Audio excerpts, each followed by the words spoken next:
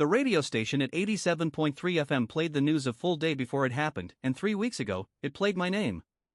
I drive nights for a delivery company, the same 40-mile stretch of Route 47 between the depot and the city, 10 at night until 5 in the morning.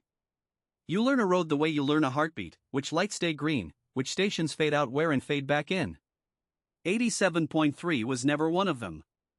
Not once, in 2 years, until the night the static on that empty stretch just stopped, and a voice came through clear as a phone call, reading the news for tomorrow.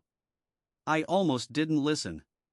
It was a local bulletin, the kind you hear at the top of the hour. A tanker truck had overturned at mile marker 47, the driver was dead, the road would be closed until dawn.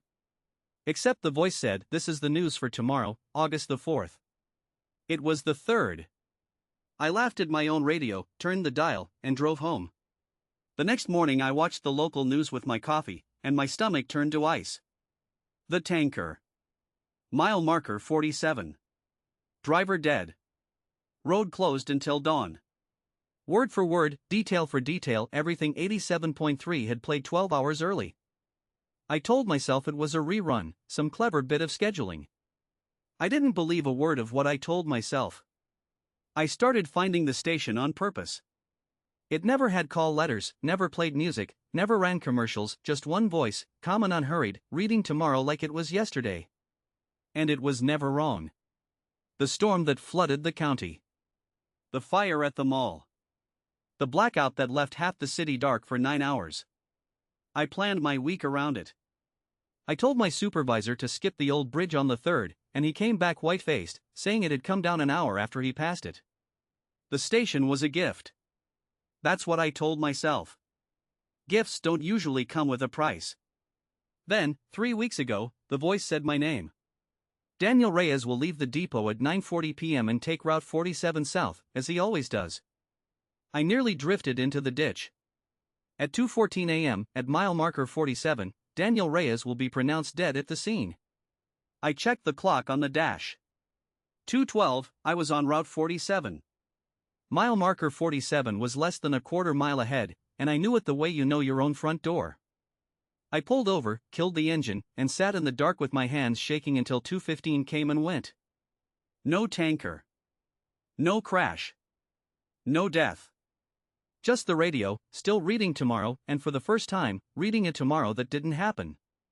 The next day I did what you're never supposed to do. I looked the station up. The frequency belonged to WKRN, a little radio shop that went off the air in 1989, the year it burned down, the owner still inside. I drove out to the address on the license. It's a field now. Weeds, a slab of concrete, one telephone pole with a single black wire hanging off it, swaying. I stood there in the daylight and told myself I was done. I threw the radio in the back of the truck and swore I'd never turn it on again.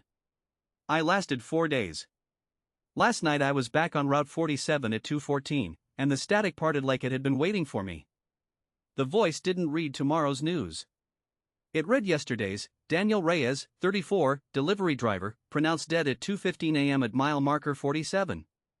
The coroner noted the radio in the cab was still on. I looked at my hands. I was shaking, but I was alive. And that's when I understood. The station doesn't predict the future.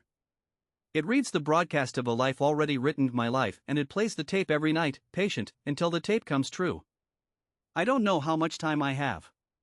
But tonight at 2:14 I'll be on Route 47 again, because I can't stop myself, and 87.3 will be there, reading tomorrow, waiting for me to catch up. If you're ever on that road after midnight and you hear a station with no name and no music, just one calm voice reading tomorrow, turn it off. Don't listen for your name. Because it already knows it. And it has all night.